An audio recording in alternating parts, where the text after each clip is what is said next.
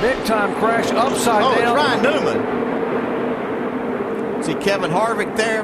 Marcus Ambrose. Ambrose is there, comes across. Harvick stops, and Newman's car comes to rest upside down on its roof. We were hoping it would not happen, and here with 5 laps to go, indeed it has. Hell of a job. I don't know what started that, but you see quite a bit of damage on that car. Flipped over 3 or 4 times. Yeah, I was looking out the window, but I could not see. That's so far. That's the farthest point away from us.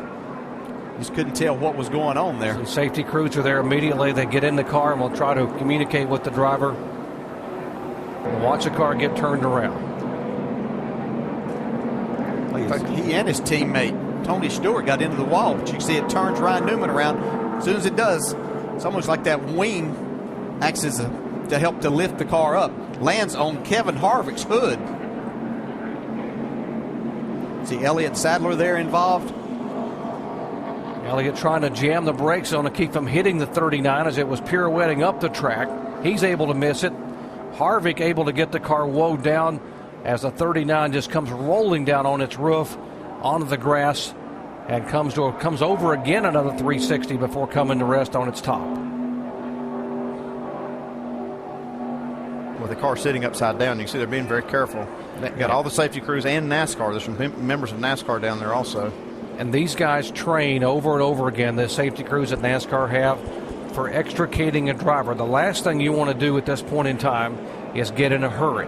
You want to take your time and care about the driver as the driver gets and sometimes the driver gets unhooked inside, and you don't want the driver to fall. Those belts are holding him in position. Yeah, you don't want to unhook those belts too soon as you're upside down. And probably, if Ryan is probably okay to tell him, hey, turn this car over and then I can get out of here, because with it down like that, it makes it very difficult as a driver to get yourself out of that situation. So hopefully that's the case here, that Ryan is okay. He's telling him, hey, turn this over and we'll get out of here.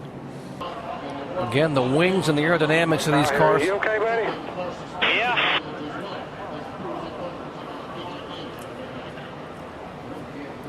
That was Ryan Newman on the radio. You just heard a moment ago as the crew asked him if you're okay. So obviously still buckled in the car, okay, able to communicate.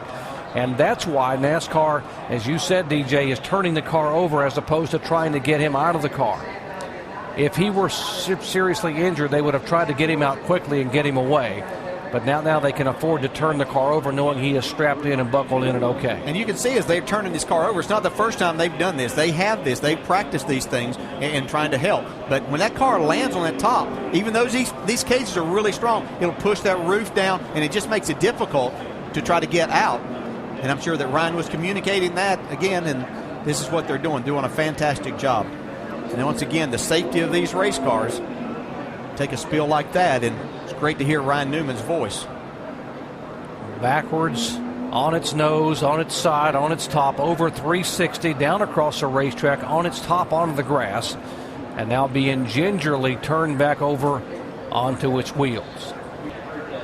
Yeah, there's a guy there that looks like he's talking to Ryan Newman as he sits there, just making sure that he's okay and understanding what is taken.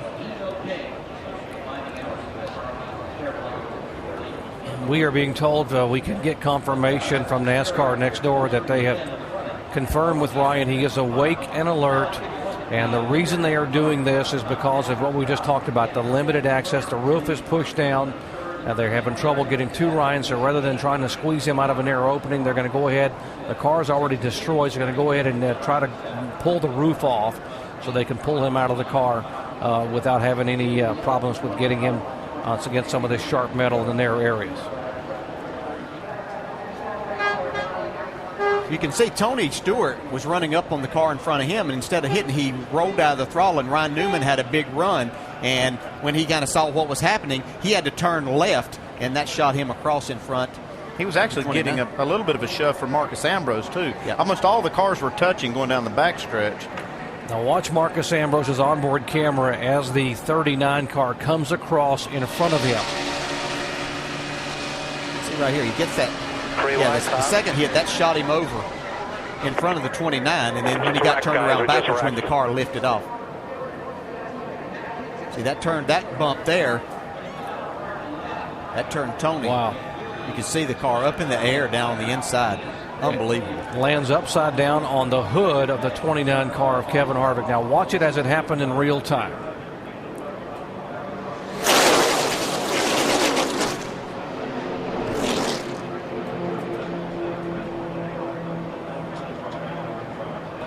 There's the last bar being cut. They fold it back, and now they should be able to get, and Ryan Newman climbing out. How about that? Wow. What a great sight that is.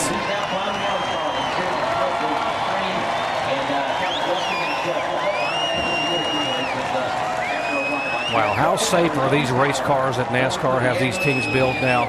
Got a little mud on him, but otherwise none the worse for wear. That's good to see. Yeah, when you got to dust the grass off of you, and that's the worst thing, that's a pretty good day. It's unfortunate. He did a great job all day long.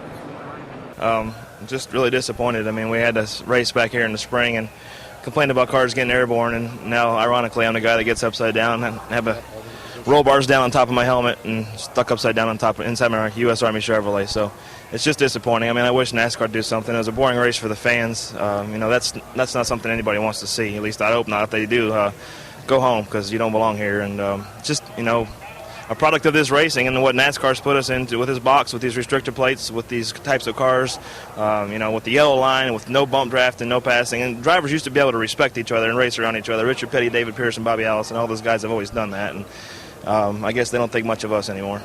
Ryan, when you were upside down, you didn't respond to your team right away. Can you take us through those moments? No, it knocked the antenna off the car. When they rolled the car back over, the antenna wire connected, and I criticized what was going on, but it just is no fun. I mean, it's disappointing. There's no good part of it. I mean, it's not a good race for the fans, and that's the bottom line. So what we're trying to service is the fans, and they can stand up and cheer when there's 3 to go with a green-white checker, but that's not racing. It's supposed to be racing all day long, and I think we've lost a little bit of that luster.